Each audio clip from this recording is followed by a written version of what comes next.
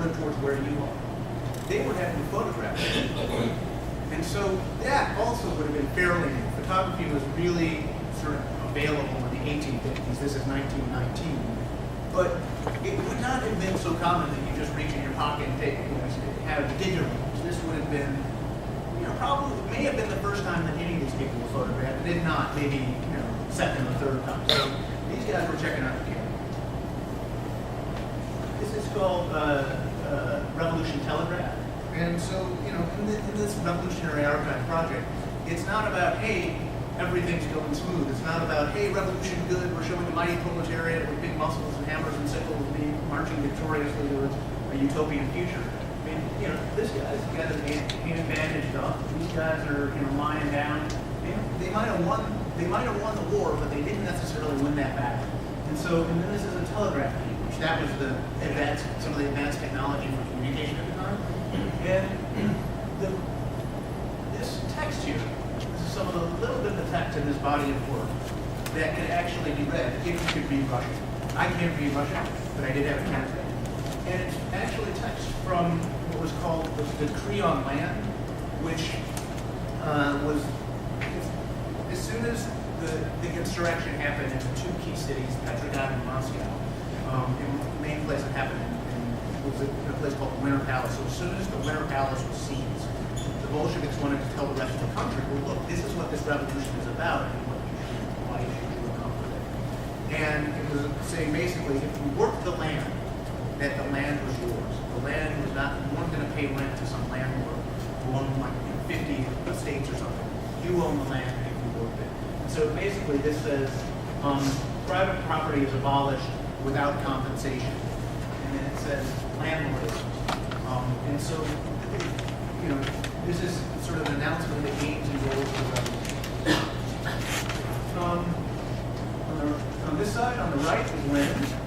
And this is a boy. Lenin is reading into a cone.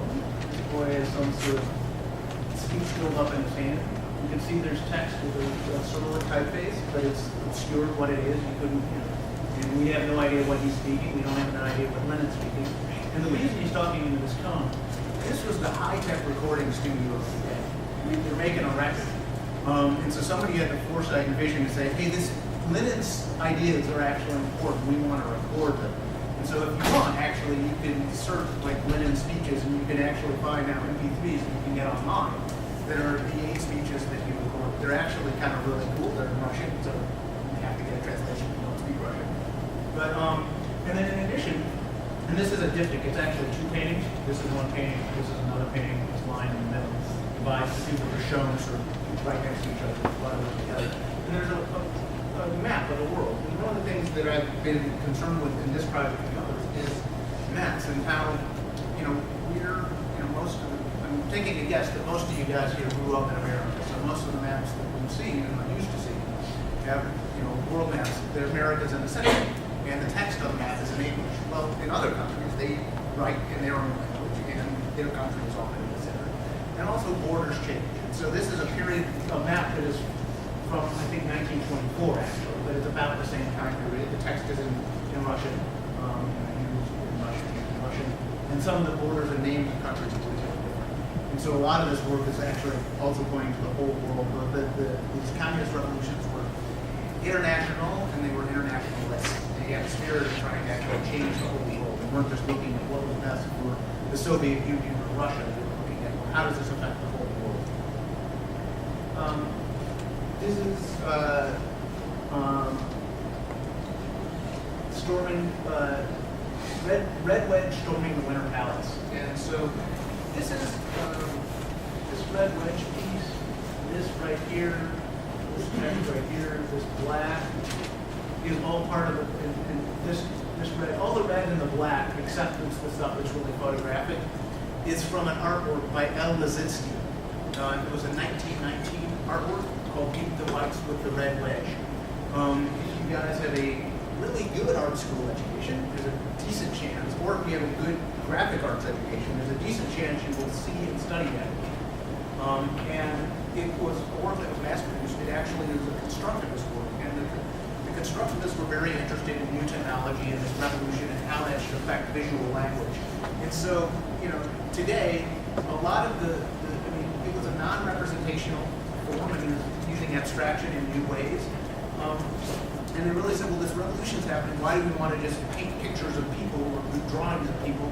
That's like the old part of the past. We can do stuff with abstract, which there hasn't been a whole history of that in Western art and in Eastern, in Eastern countries, particularly Muslim nations. There is a large history of the work with abstraction because they have a ban in Islam where they show graven images, so there's not a lot of artwork that has people in it.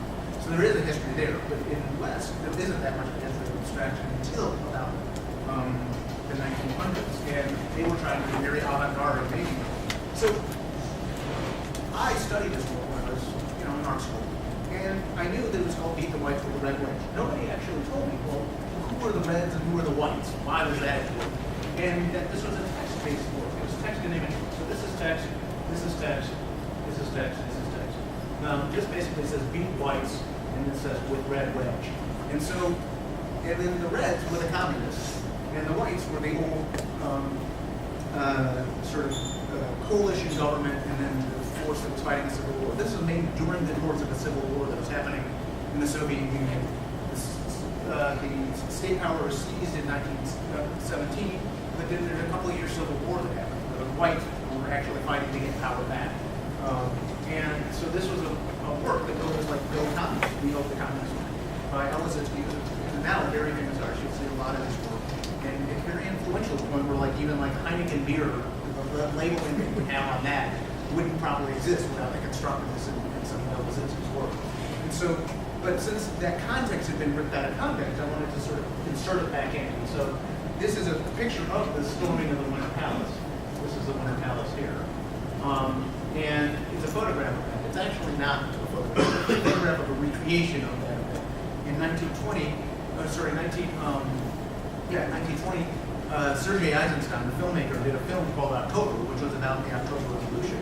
And he recreated that because at the time, the film that existed at the day couldn't take a photograph at night. So many of the Winter Palace happened at night. So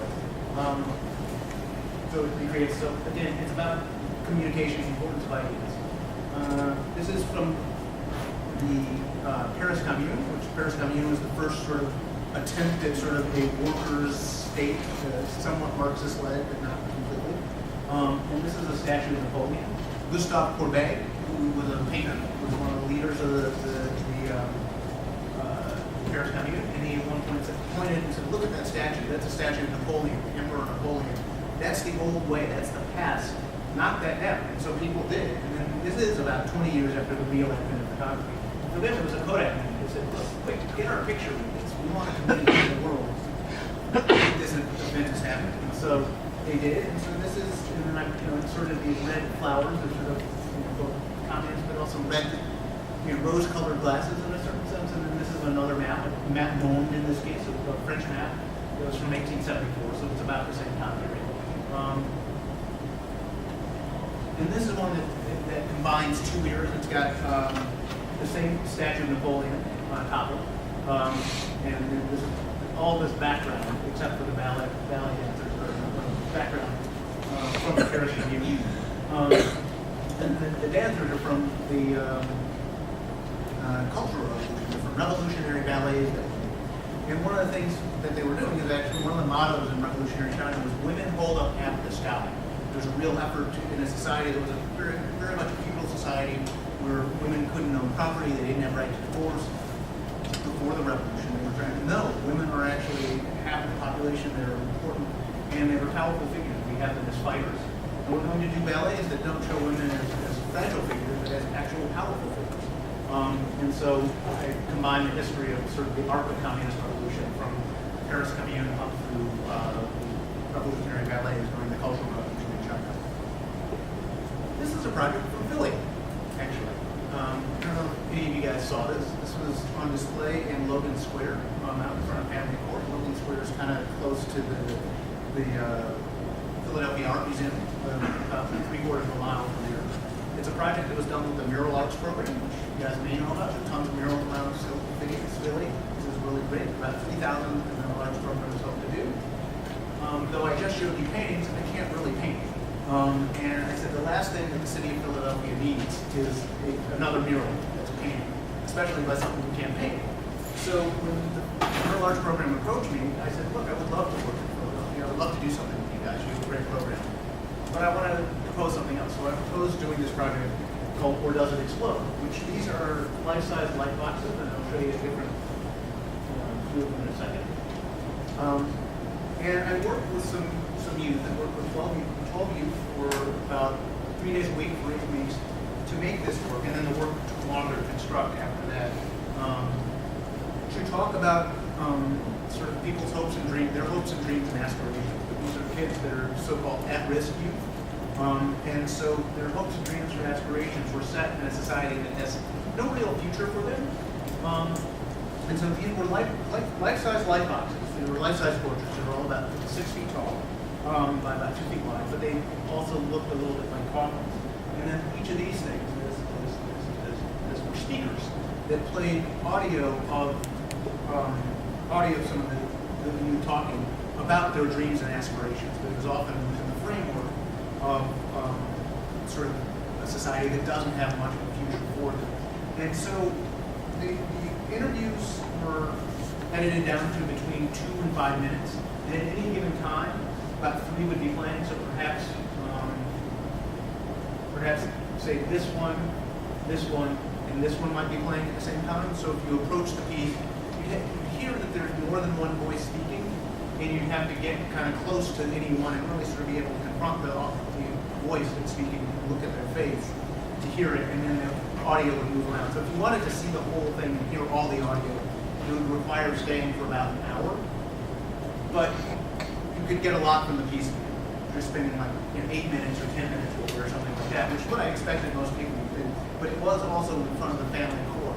And so there were people I knew that would see it regularly, and also a homeless population who would see it regularly, and they would engage the whole thing. This is just another view.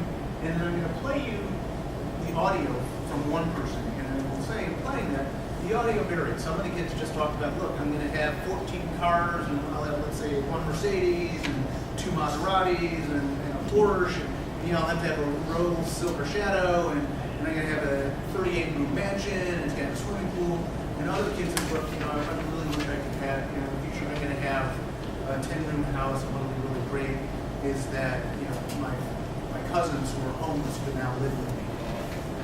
And some of them talked about having very difficult experiences. One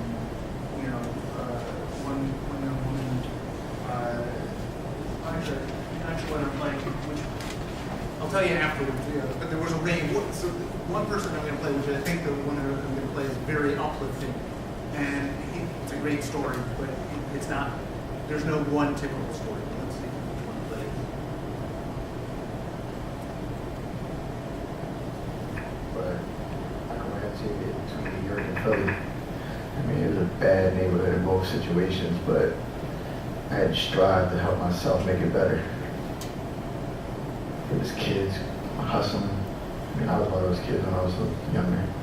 Everybody was just like in the wrong things. It was like babies being just thrown out. I mean, there's like a lot of different things just going on.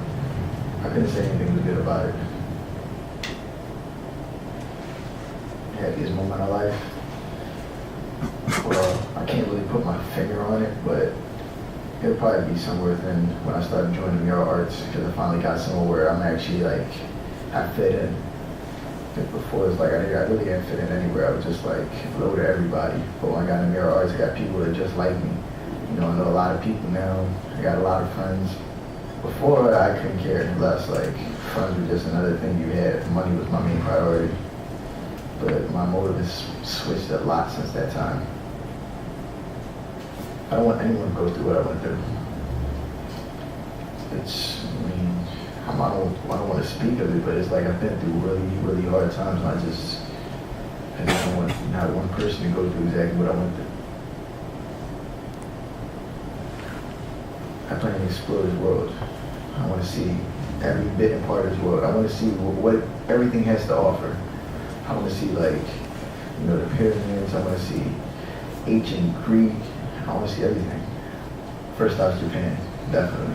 I dreamed about it since I was a little kid for some reason. I had no idea why, but it's just been there for me. I'm always seeing it. I just love to go there.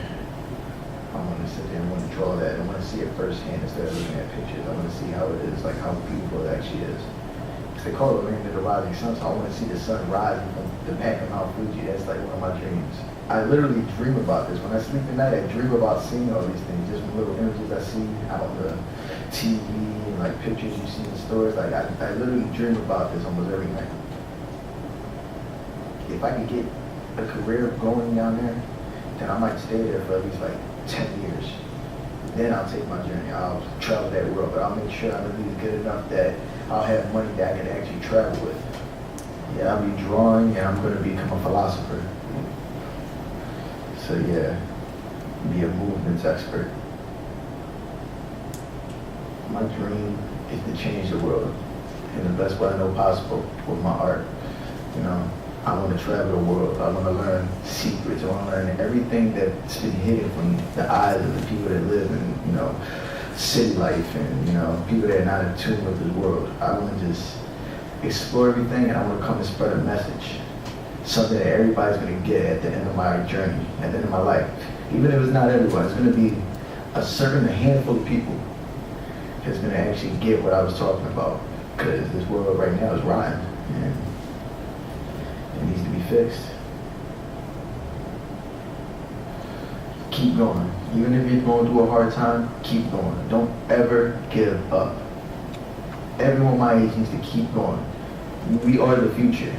We will change the world. You think everybody that's got you down now is going to live forever? You're going to live past them, and you need to keep going. Don't let anybody in your whole life take you down. Even when you're going through a hard time, keep your head up. I like to be remembered as a movement, you know, an envisionment. Someone who did right in the eyes of God, someone who did right in the eyes of humanity, someone who didn't think of himself before he thought of anyone else. Someone who always put everyone else before him. To all the youth, keep your head up, never stop trying, and whatever you want to be, your dreams will come true as long as you keep fighting for it. And so, as I said, that was sort of very helpful. I think that there's another one, a young woman who spoke about wanting to be a doctor. She said she wasn't going to be a doctor, but she wasn't going to go to college. And she said, you know, it would be too hard for her because this person was lazy. When she describes the school, the high school she's in, they sometimes only get a 15-minute worksheet that takes her 15 minutes to do. And then she said, look, is this all the education you get for the day? And the teacher said, yeah. And so she's right, the college would be very hard. So she said, look, I'm going to become a social worker. And I know, and you guys probably know, that if you want to be a social worker, you need a master's of social work. You not only have to go to college, you have to have a master's. And the reason she wants to be